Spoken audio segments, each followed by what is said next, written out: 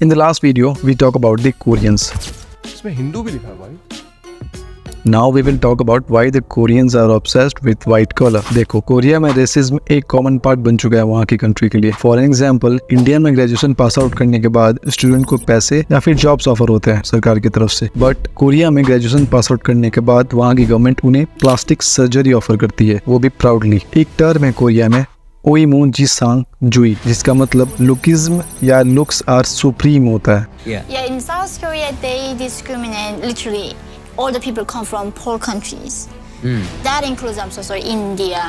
Korea की companies candidates के resume के साथ साथ कैंडिडेट्स की लुक्स को भी देखती है। कोरिया में करीब 900 बिजनेसेस में से 60% बिजनेसेस में कैंडिडेट्स के रिज्यूमे के साथ साथ फोटो मैंडेटरी किया जाता है, और आगे चलकर कैंडिडेट्स का सिलेक्शन भी लुक्स पे ही डिपेंड करता है। इंडिया में जैसे हर स्टेशन, हर मेट्रो सिटीज में कुछ इस तरीके के आपको एड्स, होल्डिंग या बिलबोर्ड दिखेंगे। इसके बिल्कुल अपोजिट कोरिया में हर जगह आपको प्लास्टिक सर्जरी की एड्स या बिलबोर्ड दिखेंगे। और इन जनरल आप देखोगे तो कोरियंस ओपनली एक्सेप्ट करते हैं कि उनके कंट्री में लुकिज्म बहुत ही कॉमन है। It's lookism.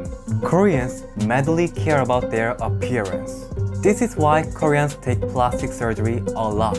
कोरिया एक हाईली एजुकेटेड कंट्री है जिसकी लिटरेसी रेट 98% है, पर इसके अपोजिट उनके यूथ की लिटरेसी रेट सिर्फ 20% है, जिसका रीजन यूथ खुद है। For an example, India, Europe और अमेरिका जैसी कंट्रीज में पढ़े लिखे लोग भी छोटे मोटे काम करते हैं, लेकिन कोरिया में वहाँ की यूथ पढ़े लिखे होने की वजह से छोटे मोटे काम नहीं करना चाहती है। इसलिए कोरिया की गवर्नमेंट को वर्कर्स भी बाहर से इम्पोर्ट करना पड़ रहा है। One side of the story ये है कि आपको लगता है कि कोरिया में इंडियंस सिर्फ पढ़ने जाते हैं, आईटी सेक्टर्स में जॉब करने जाते हैं, बट एक्चुअली इंडिया से कुछ लोग वहाँ पे छोटे मोटे काम भी करने जाते हैं, जैसे कि agriculture, construction, wastage, meat transportation, manufacturing. इस वजह से कोरियंस का ये माइंडसेट बन चुका है कि इंडियंस उनके यहाँ सिर्फ छोटे मोटे काम ही करने आते हैं। ये तो रेसिज्म का रीजन तो है ही। इसके अलावा व्हाइट कलर को लेकर उनका फेटिश, क्योंकि हम इंडियंस का कलर व्हिटिश होता है, ये भी एक रीजन बन जाता है इंडियंस के लिए रेसिज्म का। और ऐसा मैं नहीं, खुद कोरियंस ने ही कहा है। Korea institute of international economic policy ने पूरे कोरिया में एक सर्वे किया था जिसमें कोरियन खुद आकर कहते हैं कि वो इंडियंस को अनसेफ, अनएजुकेटेड और